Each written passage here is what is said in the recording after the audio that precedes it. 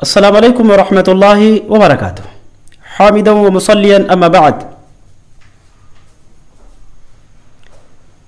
حضرات، محرم الحرام کے تعلق سے بھائیوں کے کچھ سوالات ہیں جس کا جواب دینا میں ضروری سمجھتا ہوں. سب سے پہلا سوال بھائی کا یہ ہے کہ عاشورہ کے دن کیا واقعہ پیش آیا. دیکھیے، 10 محرم الحرام کو صحیح احادیث کی روشنی میں اگر دیکھا جائے تو نجات قوم موسیٰ کا ذکر ملتا ہے، جو صحیح حدیث سے ثابت ہے کہ 10 محرم الحرام کو اللہ تبارک و تعالیٰ نے موسیٰ اور قوم موسیٰ کو فرعون اور فرعونیوں سے نجات دیا تھا.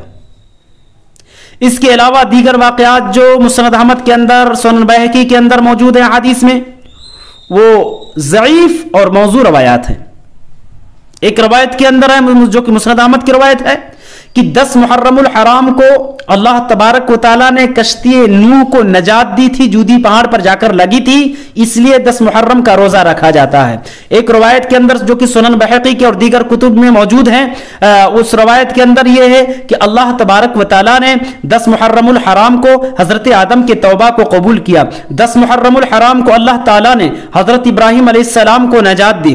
10 محرم الحرام ہی کو اور دیگر واقعات جو چسپاں کیے جاتے ہیں، جو ضعیف اور موضوع روایات سے ثابت ہیں. صحیح روایات سے جہاں تک میں سمجھ رہا ہوں کہ نجات قوم موسیٰ ہی ثابت ہے کہ اللہ تعالیٰ نے 10 محرم الحرام کو قوم موسیٰ کو فرعون اور فرعونیوں سے نجات دیا تھا. واللہ اعلم بالصواب.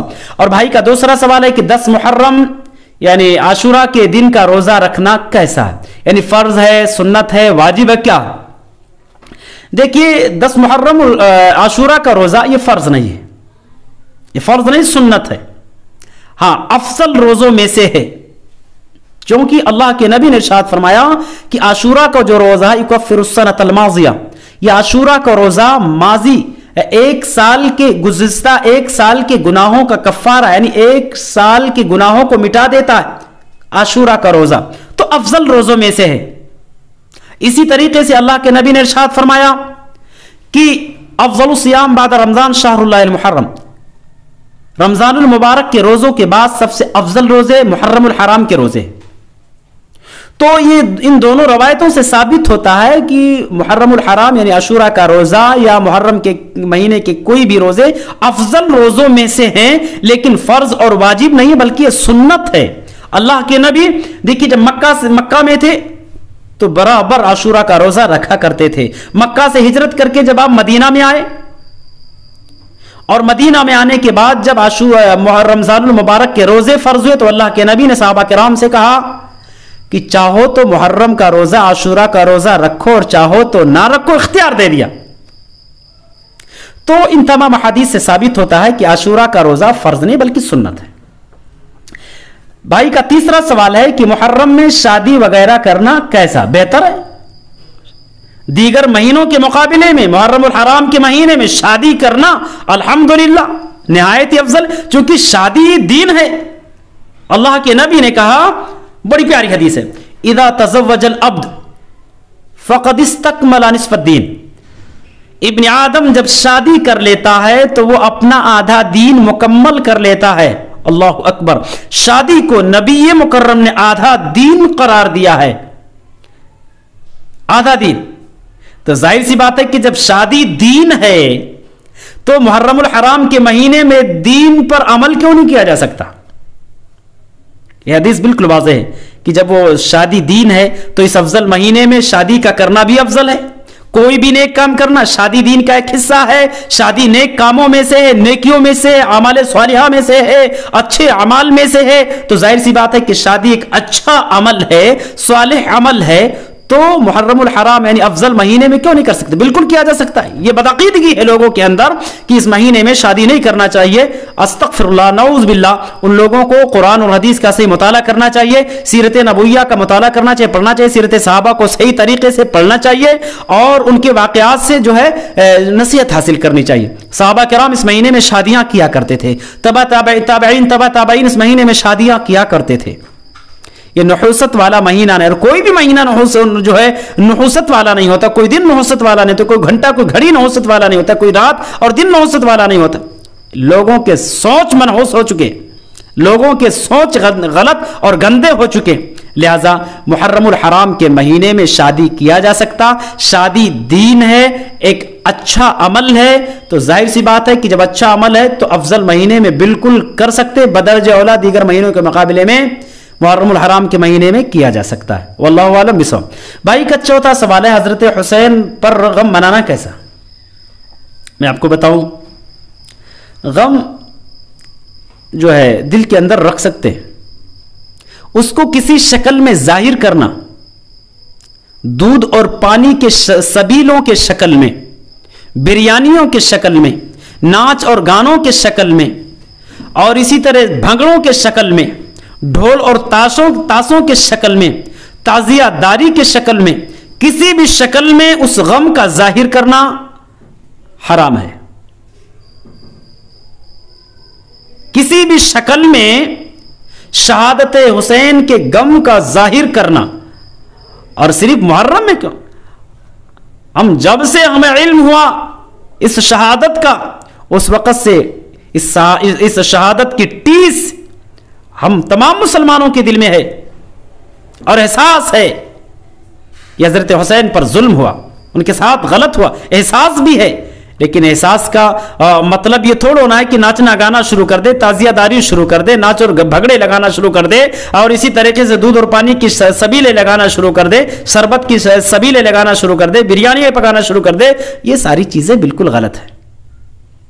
قرآن کہتا ہے کہ والذین یتوفون منکم یذرون ازواجا یتربصن بانفسہن اربعۃ اشہر وعشرا، کہ کسی کے وفات پر غم منانا،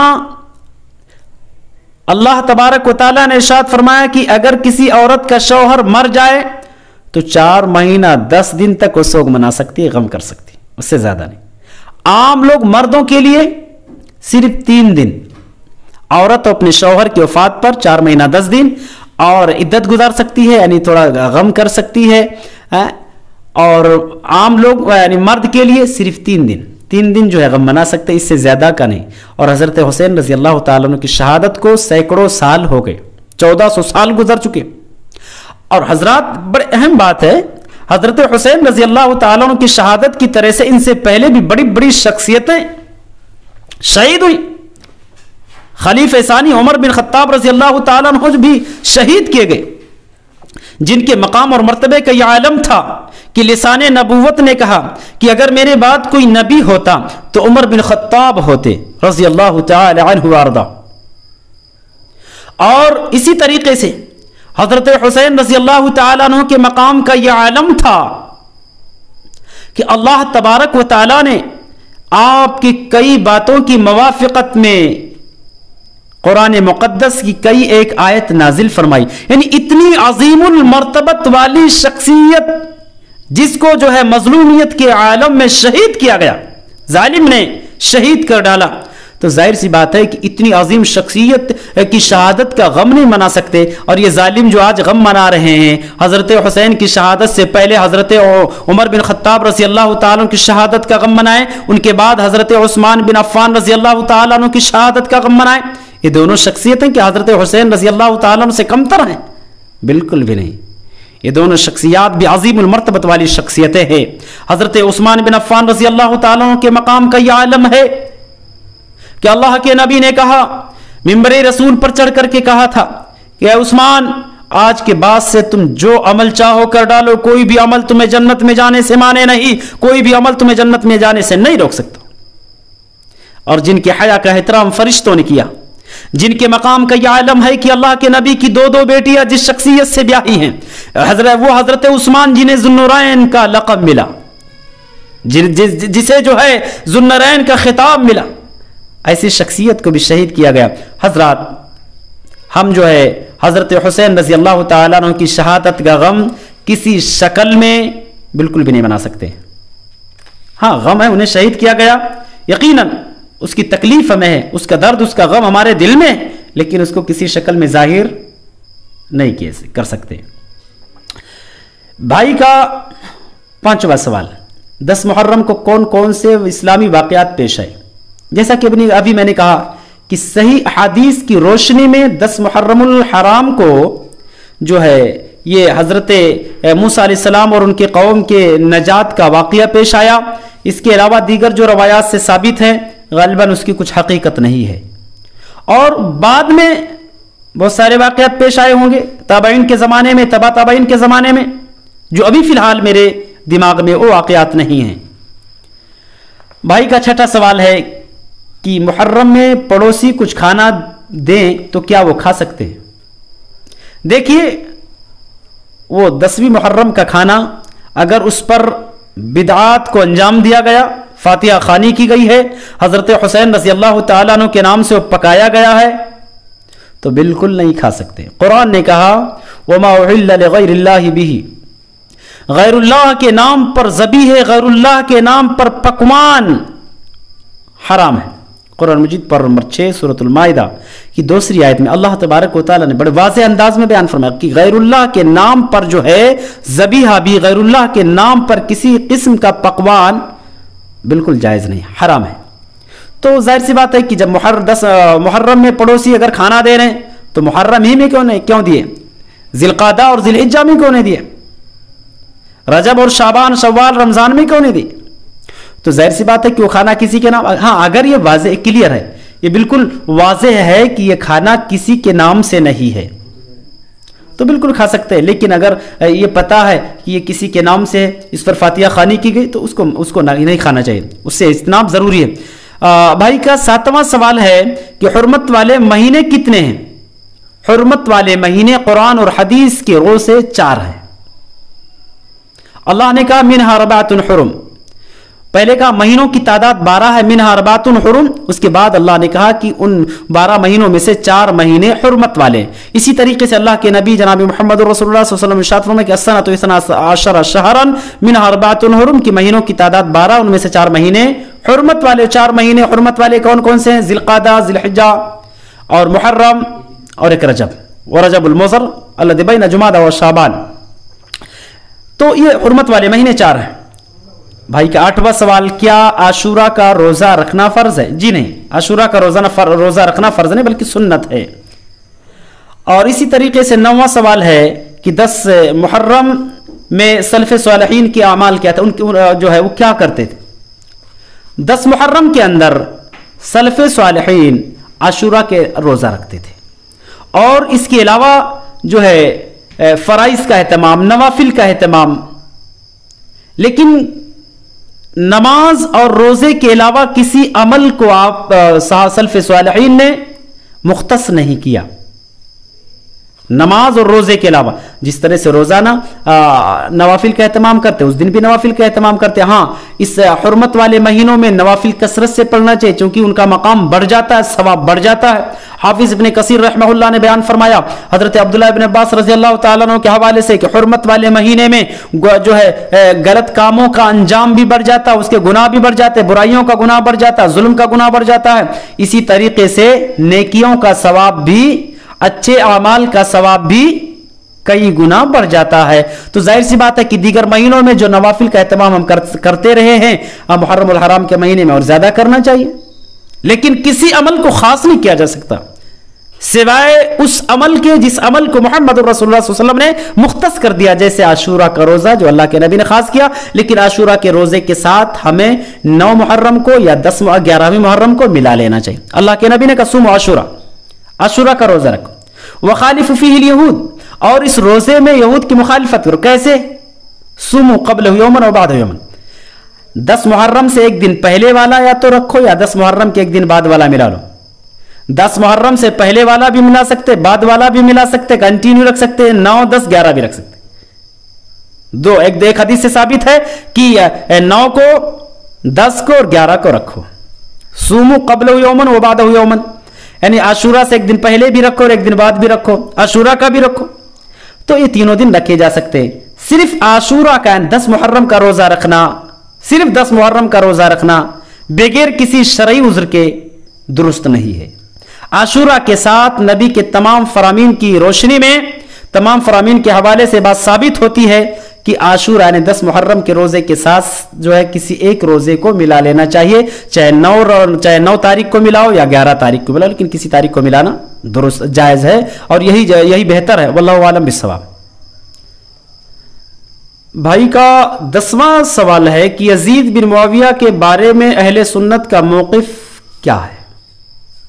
الحمدللہ اہل سنت کا موقف یہی ہے کہ یزید بن معاویہ کے تعلق سے خاموشی اختیار کیا جائے، ان پر طنز کر کے، ان کی شان میں گستاخی کر کے، انہیں برا اور بھلا کہہ کر کے، ان کی برائی کر کے ہم اور آپ اپنی زبان کو گندا نہ کریں، ان کے شان میں گستاخی کر کے اپنے زبان کو غلاظت میں لت پت نہ کریں۔ یہ اہل سنت کا موقف ہے، سلف کا یہی موقف رہا ہے، پہلے بھی تھا اور آج بھی یہی موقف ہے کہ ان کے تعلق سے خاموشی اختیار کیا جائے، نہ تو ان کی تعریف کی جائے اور نہ تو ان کی برائی کی جائے، واللہ اعلم بالصواب۔ غالباً شیخ الاسلام علامہ ابن تیمیہ رحمہ اللہ اور دیگر بڑے بڑے علماء کا یہی موقف رہا ہے اور یہ فتویٰ موجود بھی ہے، خاموشی بہتر ہے، اور دعا بھی کرنا، اللہ کا شکر ادا کرنا کہ اللہ کہ ہمیں جو ہے اس فتنے سے تو نے بچا لیا، تیرا شکر ہے کہ ہماری زبان، ہمارے ہاتھ اس فتنے سے محفوظ ہے، یہ تیرا شکر ہے کہ ہمیں اس فتنے میں ملوث نہیں کیا، مبتلا نہیں کیا، لہذا اس شخصیت کے شان میں گستاخی کرنے سے ہمیں اور آپ کو اجتناب کرنا چاہیے۔ بھائی کا جو ہے 11واں سوال ہے، صحابہ کرام کی عدالت پر نکتہ چینی کرنے والے کون ہیں؟ ظاہر سی بات ہے کہ تو رافضی ہے، شیعہ حضرات ہیں جو صحابہ کرام پر نکتہ چینی کرتے ہیں، ان کے شان میں گستاخیاں کرتے ہیں، کیونکہ ہمیں اور آپ کو کسی ادنا سے ادنا صحابی پر انگلی اٹھانے سے پہلے 1000 مرتبہ سوچنا چاہیے۔ یہ وہ نفوس قدسیہ ہیں جن کی مغفرت کا اعلان رب کبریا نے ہزاروں سال پہلے کر دی ہے، جن کے لیے جنت کی بشارت عرش والے نے دے دی ہے، رضی اللہ عنہم وارضا، رضی اللہ عنہم ورضوا عنہ، اللہ ان سے راضی ہوا وہ اللہ سے راضی ہوئے، لہذا معمولی سے کم تر درجے والے صحابی پر انگلی اٹھانے سے پہلے، ان کے شان میں گستاخی کرنے سے پہلے 1000 بار ہمیں اور آپ کو سوچنا چاہیے۔ اگر کسی حدیث، کسی روایت سے کسی صحابی کے شان میں گستاخی ثابت ہوتی ہے تو یہ بات نوٹ کر لو کہ اس روایت کو کچڑے کے ڈبے میں ڈال دو، وہ حدیث نہیں ہو سکتی ہے، وہ روایت صحیح نہیں ہو سکتی ہے۔ جن شخصیتوں کے جو ہے ان کی صداقت کا، ان کی سچائی کا، ان کی پاک دامنی کا اعلان عرش والے نے کر دی ہے، تو ہم اور آپ کون ہوتے ہیں کہ ان کی عدالت میں، ان کی شان میں اور ان پر جو ہے انگلیاں اٹھائیں؟ بالکل یہ ظلم ہے جو آج لوگ کر رہے ہیں امیر معاویہ کے شان میں اور دیگر شخص، چونکہ اللہ کے نبی نے کہا لا تسبوا اصحابی، او کائنات کے لوگوں میرے صحابہ کو گالی نہ دو، میرے صحابہ کو گالی نہ دو، یاد رکھنا تم میں سے اگر کوئی لو انفق مثل احد ذهبا،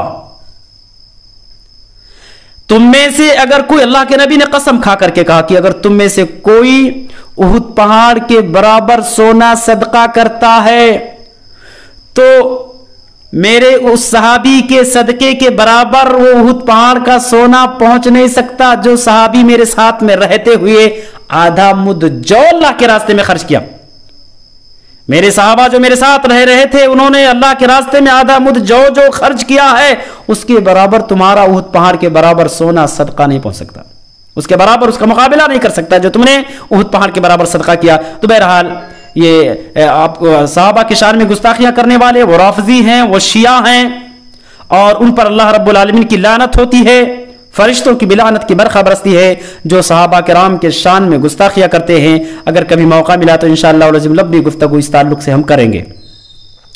اور بھائی کا مزید ایک اور سوال ہے کہ کس کس صحابی نے حضرت حسین رضی اللہ تعالیٰ عنہ کو کوفہ جانے سے روکا تھا؟ اس تعلق سے تاریخ کربلا میں، واقعات کربلا میں نے ذکر کیا ہے کہ حضرت حسین رضی اللہ تعالیٰ عنہ کو کوفہ جانے سے روکنے والے صحابہ حضرت عبداللہ ابن عمر رضی اللہ تعالیٰ عنہما، عبداللہ ابن عباس رضی اللہ تعالیٰ عنہما، عبداللہ ابن زبیر رضی اللہ تعالیٰ عنہما، ابو سعید خدری رضی اللہ تعالیٰ عنہ جیسی شخصیتوں نے حضرت حسین رضی اللہ تعالیٰ عنہ کو کوفہ جانے سے منع کیا تھا۔ اسی طریقے سے اگلا سوال بھائی کا ہے کہ حضرت حسین رضی اللہ تعالیٰ عنہ کا سر مبارک کہاں دفن ہے؟ دیکھیے اس تعلق سے کسی کو صحیح علم نہیں. اتنا کنفرم ہے کہ حضرت حسین رضی اللہ تعالیٰ عنہ کا سر مبارک سرزمین کوفہ میں ہے، لیکن وہ اسپاٹ، وہ جگہ کسی کو پتا نہیں کہ کون سی جگہ جہاں پر دفن کیا گیا. کوفہ میں ہے یہ بالیقین. بھائی کا اگلا سوال ہے کہ جب ہم جانتے ہیں کہ حضرت حسین رضی اللہ تعالیٰ عنہ اور عبداللہ بن زبیر رضی اللہ تعالیٰ عنہ نے یزید بن معاویہ کے خلافت کی بیعت نہیں کی تو بیعت مکمل کیسے ہوئی؟ ظاہر سی بات ہے کہ یہ ایک اختلافی مسئلہ ہے جس سے ہمیں اور آپ کو بچنا چاہیے، چونکہ حضرت یزید کا مقام بھی کوئی کم نہیں ہے. ایک طرف صحابہ کرام کی شخصیات ہے تو دوسری طرف ایک محبوب صحابی کے بیٹے جو یعنی پوری امت کے ماموں تھے، امیر معاویہ رضی اللہ تعالی ماموں تھے، ان کے بیٹے جن کے تعلق سے کئی بشارتیں موجود ہیں. تو ظاہر سی بات ہے کہ اس تعلق سے ہمیں اور آپ کو اپنی زبان کو جو ہے خاموش رکھنا چاہیے. مکمل بیعت مکمل ہوئی یا نہیں بیعت مکمل ہوئی، اس تعلق سے اپنا ذاتی مشورہ یہی ہے، نجی رائے یہی ہے کہ اس تعلق سے ہم اور آپ خاموشی اختیار کریں. حقیقت کا علم اللہ کے پاس ہے، لیکن ہمارا وہ مقام نہیں، ہم اس لائق نہیں کہ ان شخصیتوں پر ہم جو ہے کچھ لفاظی کریں. ممکن ہے کہ ہمارا کچھ کہنا ان کے شان کے خلاف ہو اور اس پر ہماری گرفت، ہماری پکڑ ہو جائے. لہٰذا اس تعلق سے جو ہے ہمیں اور آپ کو خاموشی اختیار کرنی چاہیے کہ ان شخصیتوں نے جب بیعت نہیں کی تو ان کی بیعت مکمل کیسی مکمل ہوئی یا نہیں، اس کا علم اللہ کے پاس ہے. واللہ اعلم بالصواب.